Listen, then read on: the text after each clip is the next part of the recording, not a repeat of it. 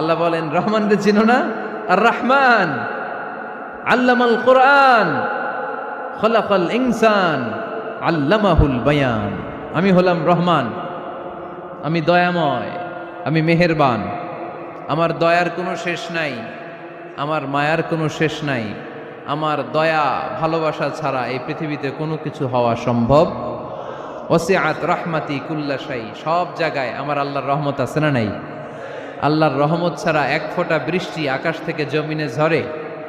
আল্লাহর রহমত ছাড়া একটা গাছের পাতা মাটিতে পড়ে?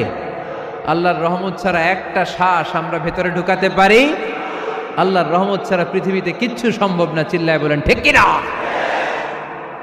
আমার আল্লাহর দয়া ভালোবাসা যে কত বেশি আমরা জানি না, আমরা জানি না।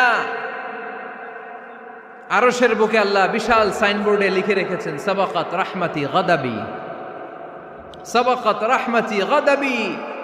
এর মানে হচ্ছে আমার রাগের উপরে আমার দয়া বিজয় লাভ করেছে।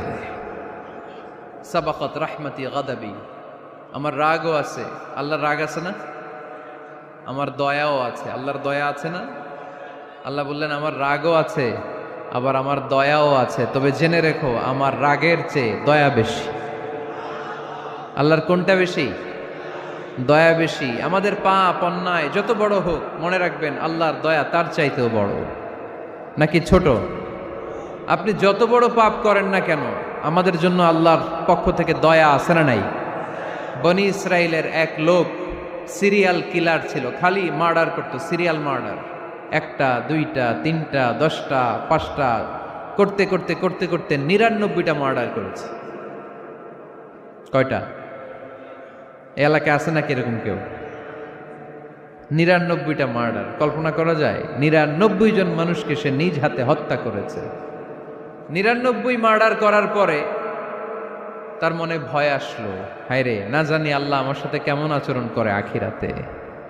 আমার তাওবা আছে কিনা কপালে জানি না, আমার তো ক্ষমা নাই, কি করব আমি? তো সে লোকজনদেরকে জিজ্ঞেস করলো আমার ক্ষমা আছে কিনা, এটা কে বলতে পারবে? আমাকে আল্লাহ মাফ করবে কিনা?